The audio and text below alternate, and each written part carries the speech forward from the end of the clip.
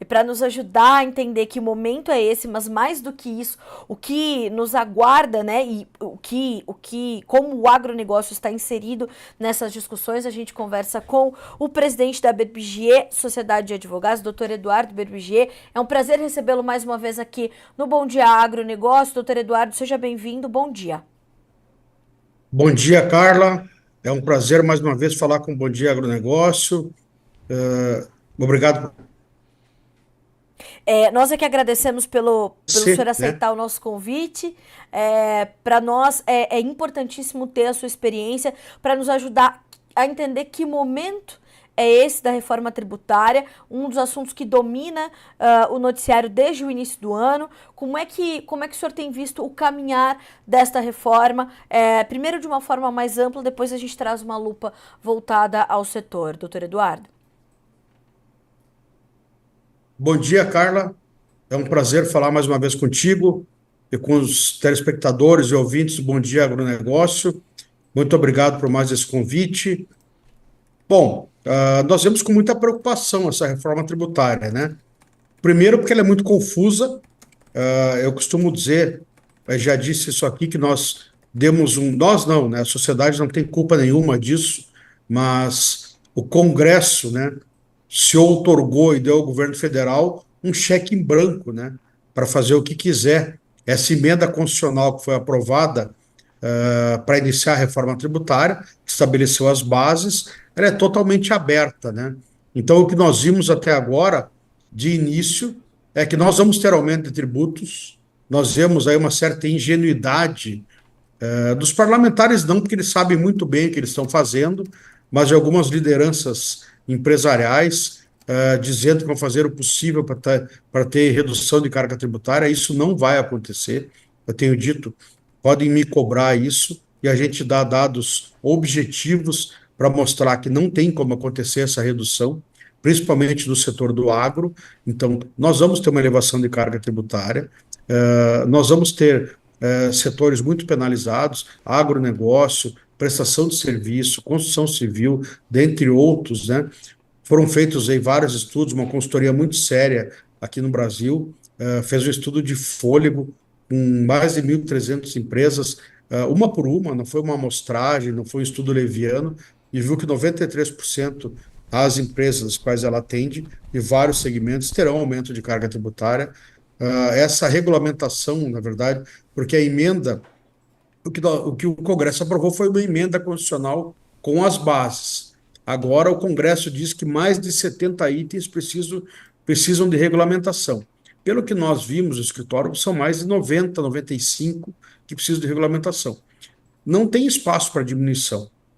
Só pode piorar ou manter como está. Talvez alguma coisa excluir de tributação e melhorar um pouco, mas isso é muito difícil. Então, nós temos 2 anos aí, o Congresso precisa regulamentar em 2 anos, 2024 e 2025, porque de 2026 a 2033 que vamos começar a transição para a reforma, ela vai começar a ser implementada. Então, esses 2 próximos anos são cruciais. Nesses 2 anos, o Congresso vai legislar, através de leis complementares, para regulamentar a reforma tributária. Tem muitos pontos nebulosos que vão ser esclarecidos nesses próximos 2 anos, mas não, de minha opinião, de várias pessoas que eu converso, tributaristas, inclusive mais próximos, não estamos satisfeitos com a forma como a reforma foi tributária, falta de transparência, falta de clareza nos critérios e, principalmente, o que o governo vai fazer com alíquotas. Nós não temos a alíquota ainda do. Nós chamamos, está se chamando de IVA, né? Sim. IVA, Imposto sobre Valor Agregado, quer dizer que não vai incidir em cascata, mas não vai existir um IVA.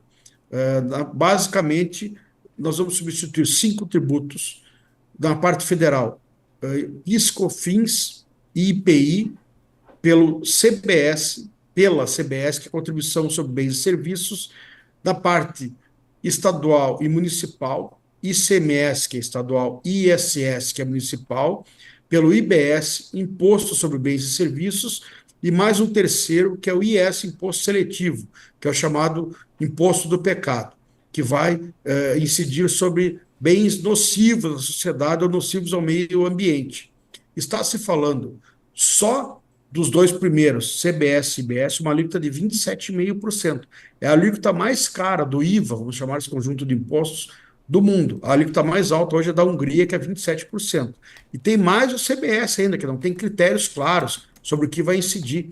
Pode incidir sobre determinados fertilizantes, fungicidas, por exemplo, que são itens básicos para a agricultura e pode elevar ainda mais essa alíquota. Isso não está claro, isso não está disciplinado na emenda constitucional. Então, são muitos pontos em aberto, não esclarecidos, com total falta de transparência. Por isso que nos preocupa tanto essa reforma tributária. Doutor Eduardo, o que lhe preocupa mais? A possibilidade de tudo isso acabar sendo tratado de forma tal que para a sociedade não pareça, mas seja um considerável aumento de carga tributária, ou mais do que isso, venha não só esse aumento de carga tributária, mas somado a uma. Porque hoje o que nós temos é um verdadeiro labirinto tributário no país. É muito difícil entender o cenário de tributos desse país, né? Como é que o senhor vê a mudança disso na reforma? Porque também se propunha isso, ou se pedia, se pleiteava isso, que fosse desburocratizado, que fosse simplificado. Mas como o senhor está nos trazendo aqui, com essa preocupação e principalmente essa falta de transparência, me parece que talvez esse objetivo a gente não consiga alcançar, não? Veja bem, Carlos, você tem toda a razão. Que nós precisamos de um sistema mais simples, isso é um consenso na sociedade. Só que, num primeiro momento, vai ser pior, porque nós vamos conviver com dois sistemas, de 2026 a 2033. O atual e mais o novo, que vai entrando aos poucos, e as empresas, as pessoas vão ter que lidar com os dois sistemas durante 7 anos. Quer dizer, então vai ser bem pior. Não sabemos se vai ser tão simples assim, porque tem uma série de regras que não estão claras. Por exemplo, a distribuição do dinheiro para os estados e municípios vai ser feita por um comitê gestor, quer dizer, mais poder na mão do governo federal. O governo federal vai subjugar ainda mais os estados e municípios. Não está claro quem vai dominar esse comitê gestor. Dizem que vão ter representantes dos estados, municípios, mas o governo federal que vai controlar. Vão ter senadores para fazer mediação, ou o governo vai indicar pessoas, funcionários para esse comitê. Quer dizer, nada disso está claro. Outra coisa, por que nós falamos do aumento de carga para o agronegócio? Por isso que eu digo que, às vezes, há uma certa ingenuidade ou falta de conhecimento de alguns líderes do agronegócio. Hoje, a carga média, vamos falar em tributos federais e estaduais, para o agronegócio é em torno de 4%. Vai ter pessoas que vão dizer, determinado gado em pé ou alguma coisa pode pagar mais. São exceções. Na regra, na média, o produto agropecuário paga em torno de 4% de PIS, COFINS e ICMS, porque muitas atividades são isentas. Grande parte da soja, milho, trigo tem isenção de PIS, COFINS e ICMS. Então, na média, paga-se em torno de 3,8%, 4%. Certo. Comemorou-se muito, porque insumos e produtos agropecuários, e veja bem, nem conceituaram o que é insumos e produtos agropecuários. Pode ser que algumas coisas fiquem fora Isso e é paga a sério. alíquota cheia. Não tem conceito. Mas digamos que entre tudo isso, tem redução de 60%. Vamos pensar aqui com a calma necessária. Se nós tivermos uma alíquota de 27,5% e pagarmos com redução de 60%, 40% dessa alíquota é 11%. Então, ainda assim, significa quase 3 vezes do que se paga hoje. Então, está faltando esses cálculos, essa análise. Se comemorou cesta básica, vai ter alíquota zero.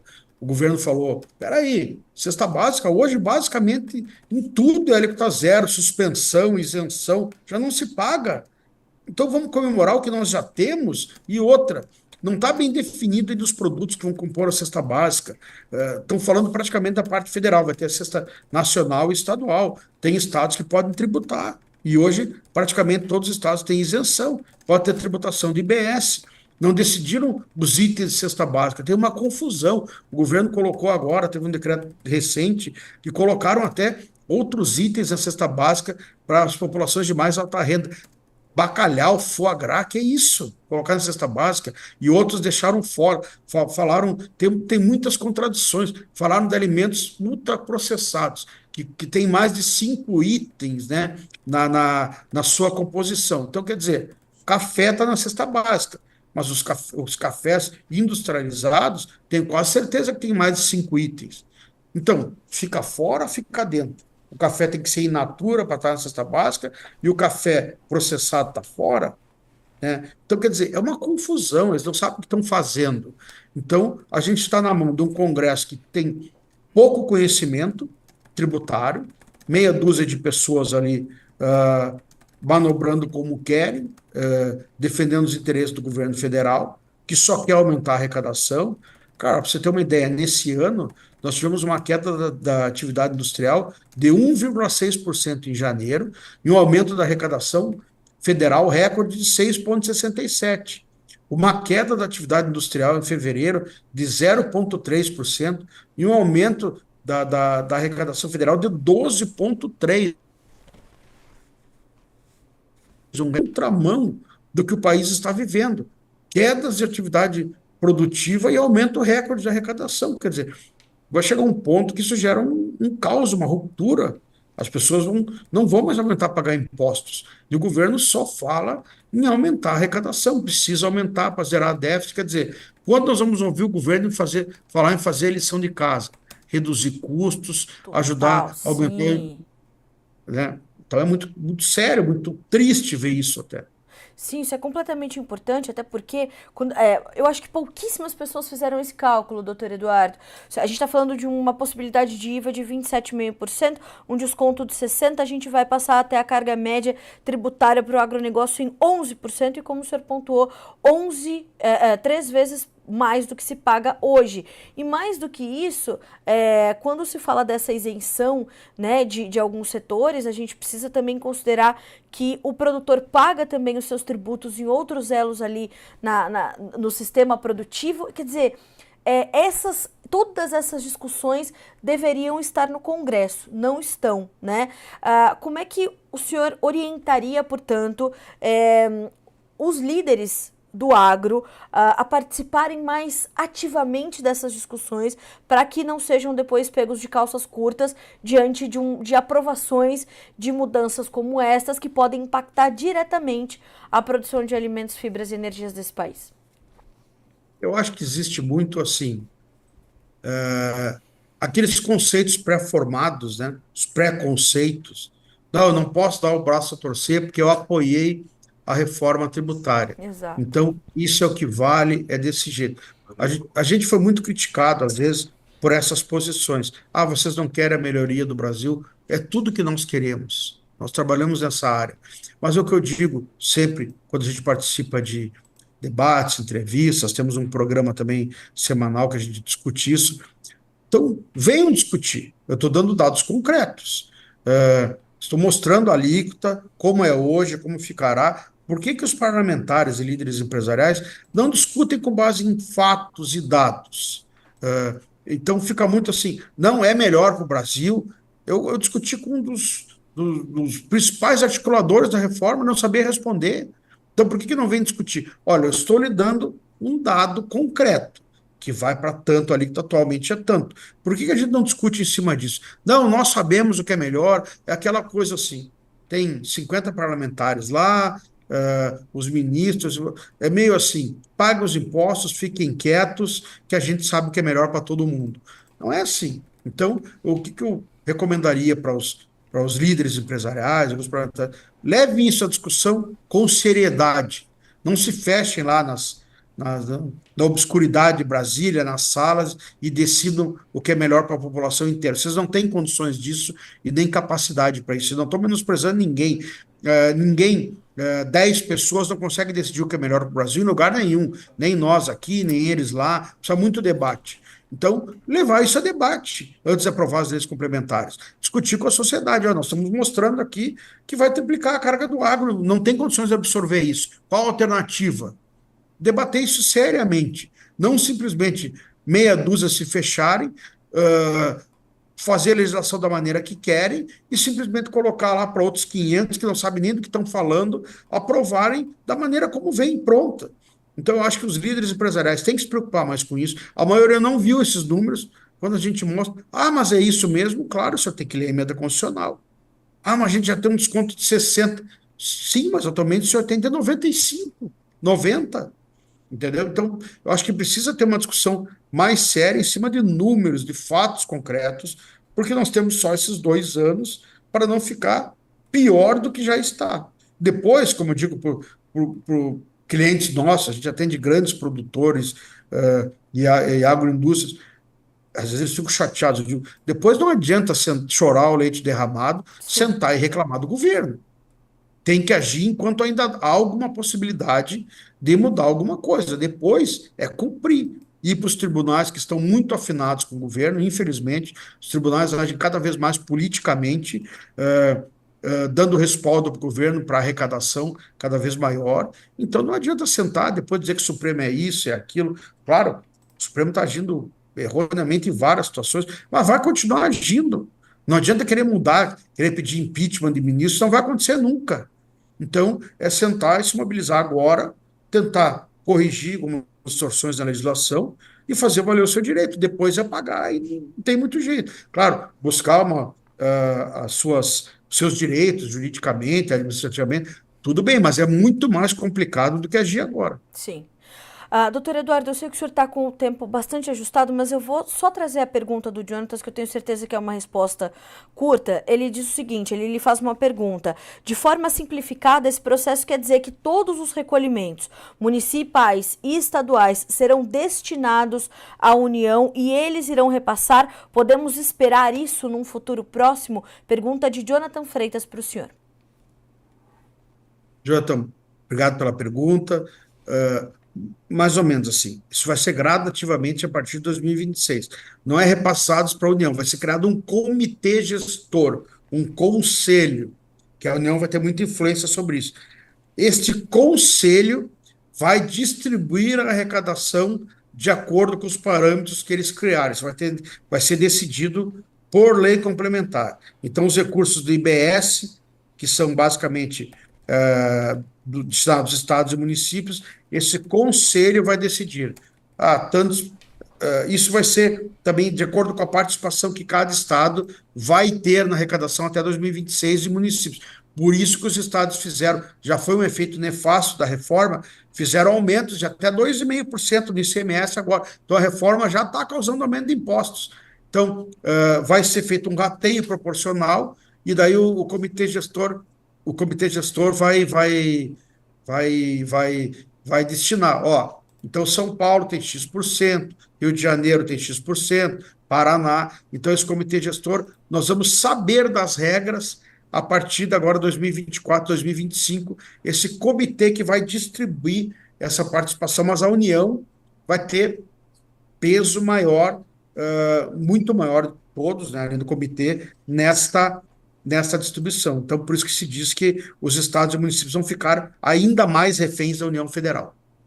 Doutor Eduardo, quero muito lhe agradecer pela companhia nessa sexta-feira. O senhor trouxe aqui alertas importantes para que, principalmente, os líderes do agronegócio monitorem essa situação e entendam que precisam estar muito ativos nessa discussão para não deixar passar coisas tão sérias e impactos tão agressivos como podem ser os que virão para o agronegócio caso as coisas caminhem como estão. Então, Notícias Agrícolas sempre de portas abertas para o senhor continuar nos alertando, nos informando e orientando. Muito obrigada mais uma vez. Eu que agradeço por esse espaço, Carla. Lembrando que estou sempre à disposição. Podemos ter muita oportunidade de falar, porque agora, a partir desse ano, volta e meia, mensalmente ou bimestralmente, vamos ter novidades e me coloco à disposição aqui para sempre trazê-las e discutir com vocês, que acho que isso é muito importante para a população, para o contribuinte, para os empresários do agro. Enfim, estou à disposição.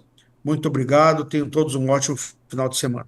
O senhor também. Muito obrigada. Até a próxima. Um abraço. Até mais. Até a próxima. Um abraço.